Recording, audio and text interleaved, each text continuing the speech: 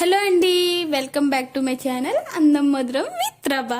ఎలా ఉన్నారండి అంతా? నేనైతే చాలా బాగున్నాను. సో ఈరోజు అయితే స్పెషల్ డిష్ ఏంటంటే mushroom with green peas curry చేస్తున్నాను అనమాట. ఇందులో స్పెషల్ ఏంటి అంటారా? వితౌట్ ఆనియన్ అండ్ గార్లిక్ అండి. ఇందులో అయితే గార్లిక్ అండ్ ఆనియన్ రెండు కూడా ఉండవు.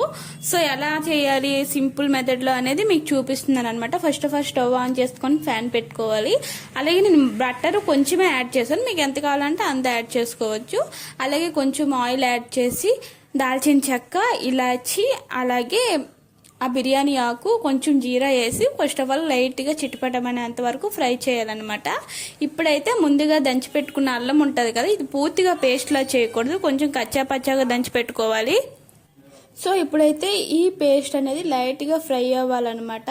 ఇందులోకి 3 పచ్చిమిర్చి ఉంటాయి కదా, అవైతే యాడ్ చేశాను. మా స్పైస్ లెవెల్ బట్టి నేనైతే యాడ్ చేసుకున్నాను గైస్. మీకు ఎక్కువ స్పైసీ కావాలంటే కొంచెం ఎక్కువ యాడ్ చేసుకోండి.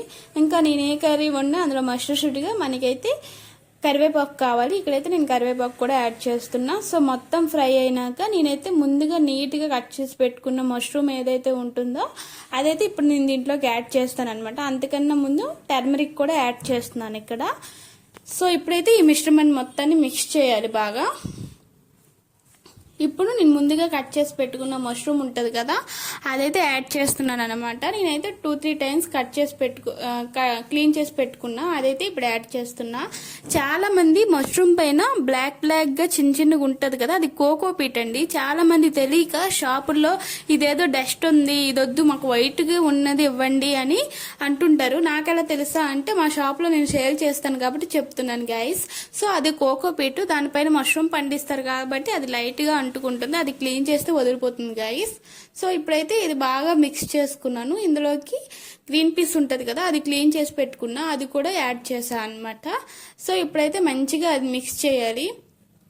మీలో ఎంతమందికి అసలు ఆనియన్ లేకపోతే కర్రీసే ప్రిపేర్ అవ్వు అని అనుకుంటారో నాకు కామెంట్ చేయండి. సీరియస్లీ చెప్తున్నాను, వితౌట్ ఆనియన్ కూడా కర్రీస్ చాలా టేస్టీగా ఉంటాయండి. నేనైతే మా హస్బెండ్ మాలేసేటప్పటి నుండి వంటలు చేస్తున్నా కదా, నాకైతే చాలా టేస్టీగా అనిపిస్తున్నాయి అనమాట వితౌట్ ఆనియన్స్. సో కర్రీ కూడా చాలా టేస్టీగా ఉంటుంది. సో ఇప్పుడైతే ఇది బాగా ఏగినాక ఇందులోకి ముందుగా కట్ చేసి పెట్టుకున్న 2 టమాటాస్ యాడ్ చేస్తున్నా, ఎందుకంటే నాకు కొంచెం గ్రేవీలా కావాలి కాబట్టి. ఇప్పుడు నేను ఆల్రెడీ ఇందులో సాల్ట్ అయితే యాడ్ చేస్తాను గైస్, ఆ క్లిప్ అయితే మిస్ అయిపోయింది అనమాట. ఇప్పుడు ఇది బాగా మిక్స్ చేసుకొని కాసేపు అయితే మూత పెట్టి మగ్గించుకోవాలి. అప్పుడే టమాటా అనేది బాగా మెత్తగా అయిపోతుంది అనమాట. సో ఇప్పుడైతే ఒక 5-10 మినిట్స్ నేను మూత పెట్టుకున్నా. మొత్తం టమాటా మగ్గినాక ఇప్పుడు దీంట్లోకి ఉప్పు, కారం, అలాగే మష్రూమ్ మసాలా అని ప్యాకెట్స్ దొరుకుతాయి అనమాట. సో అది కూడా నేను యాడ్ చేసుకున్నా. మనకి ఎంత కారం కావాలో అంత కారం అయితే ఇక్కడ యాడ్ చేసుకున్నాను. మళ్ళీ బాగా మిక్స్ చేసుకోవాలన్నమాట ఇది.